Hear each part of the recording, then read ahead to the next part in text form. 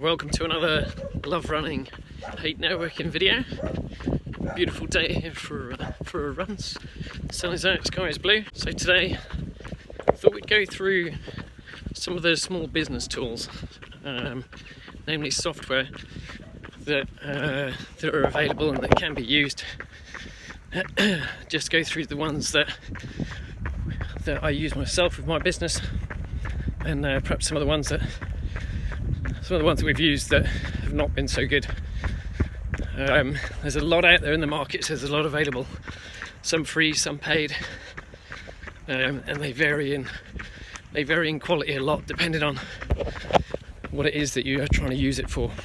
So, starting off with perhaps one of the more simple ones that most businesses need is how to deal with contracts. So we use software called PandaDocs. Enables you to create templates for all the different services that you offer, include all of your terms and conditions. But the biggest benefit is you can email out the link to the contract. The recipient can sign the contract digitally and send that back to you with no snail mail impact. And it keeps all of your contracts nicely in one place in a PDF format, so it doesn't take up too much space. And it's easy to see the audit trail of when it was sent. Has it been opened? Has it been signed? Or are there any subsequent questions once you sent the contract? You can easily edit it and send it back if there's any questions. So that's the first one. Contract signing. Software is called PandaDocs. That's a paid one. We pay $29 a month. Okay, next one we use is to track the time that we spend on each of our clients' projects. We're a people-based business, so we need to track how much a client is paid for and how much of the team spending on that client and what they're doing. So we've tried a number of different pieces of software. One which was a paid one called Zoho People. It's far too complicated for what we needed. We tried about 4 or 5 others, just testing them out. But again, we really wanted a simple piece of software. And what we arrived at was one called Clockify. It's very simple.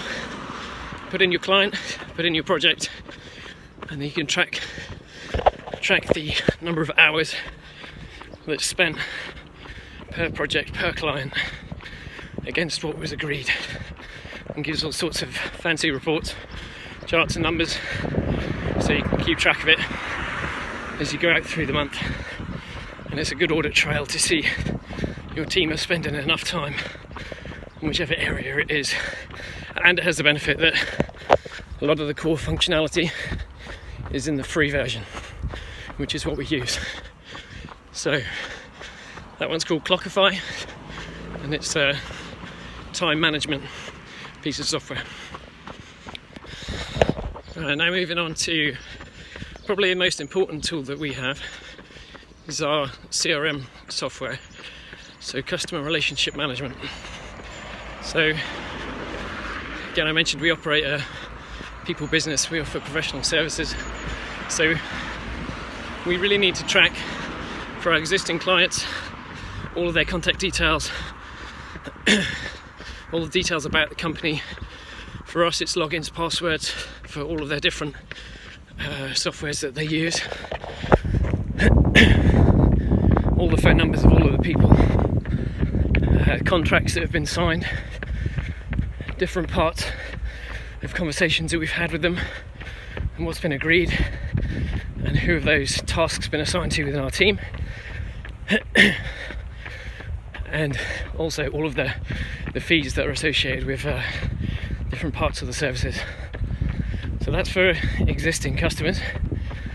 And then for, let's say, more sales prospecting and leads, we need software that can track where our leads are coming from, track people that have been on our website, where have they come from. Have they come directly from just searching in Google, or if they come from paid advertising in Google, or if they come from social media, and if so, is it Facebook, Twitter, Instagram?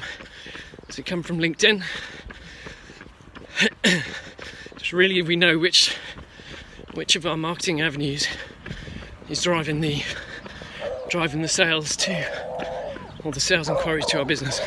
Just knowing which of the channels that we use is driving good quality visitors to our website that are interested in our services. So we used to use this software called Zoho. There's lots of modules available. It does invoicing as well, and we paid a lot of money for this software, and it really just didn't deliver what we needed in terms of insight from where our leads were coming from. So we moved away from that piece of software. I think we were paying $250 a month. Now moved over to software called HubSpot, which does everything the other one did. It's just easier to use, and it's really meets the requirements in terms of being able to easily track where our leads are coming from, and it's a very clean database to use for all of our existing clients as well. And it has the added benefit of it's free. Now, a lot of software is free for the basic package, and HubSpot is no different. If you want to utilize things like marketing automation, email marketing on a large scale, then you can increase your subscription, manage all of that through HubSpot as well. So for CRM and lead tracking, we use HubSpot. Right, now moving on to the least sexy piece of software that we use, which is our accounting software or bookkeeping software.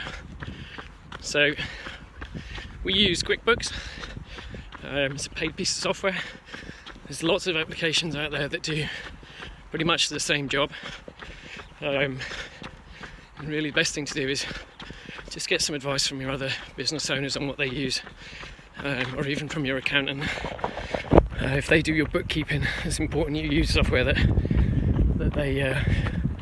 they're experienced in. And in the UK, with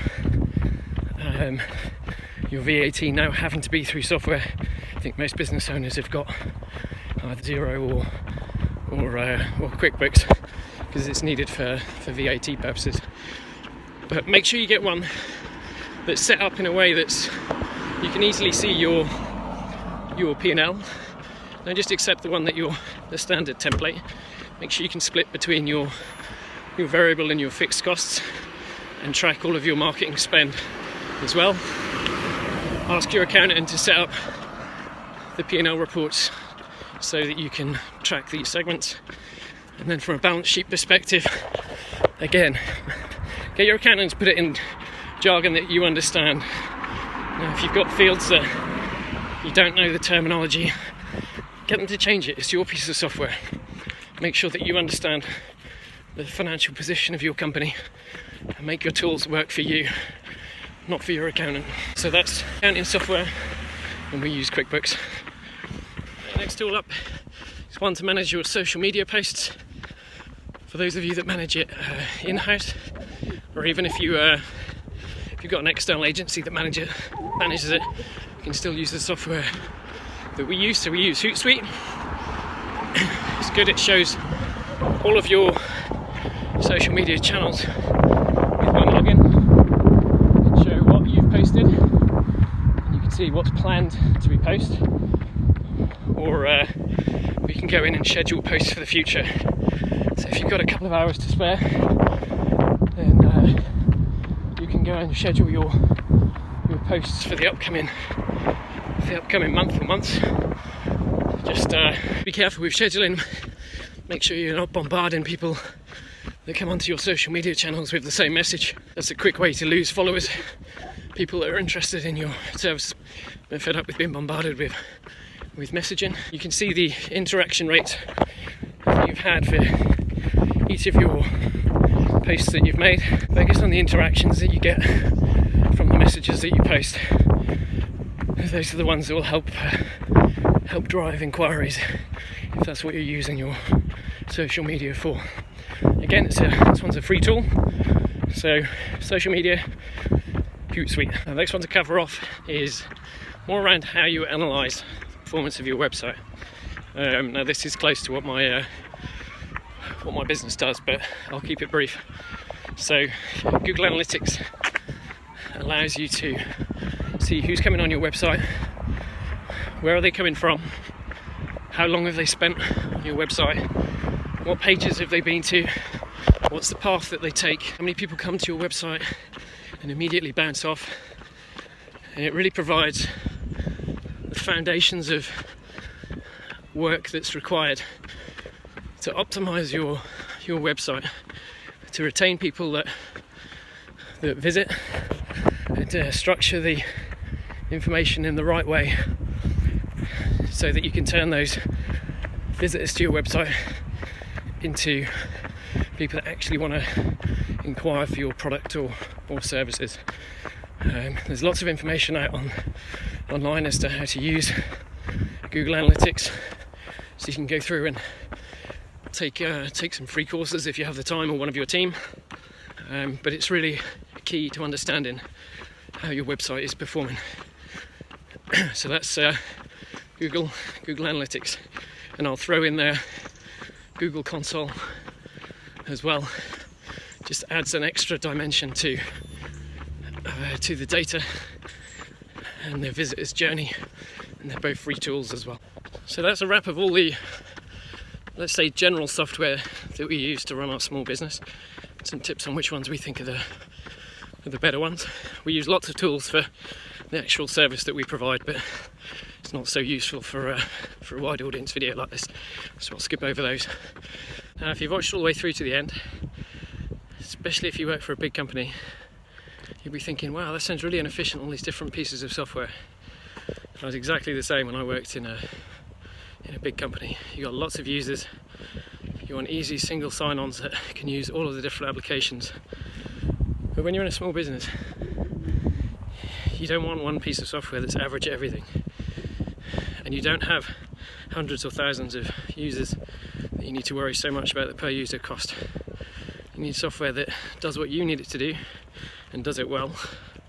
That's exactly the reason why we moved away from Zoho, because it was that piece of software that did everything. It just did it all at a very average level, and trying to get support when you've got a problem, everything goes down. And it's because you're a very tiny customer for them, the speed of response is not like it would be in a big organisation. So just bear that in mind before you think it's a bad idea for these lots of different smaller pieces of bespoke software. Right, that is the end of my first video for a while. My fitness is poor, been hugely out of breath the whole way around, but hopefully it's been useful, and hopefully I'll have better fitness for the next video. Thanks a lot.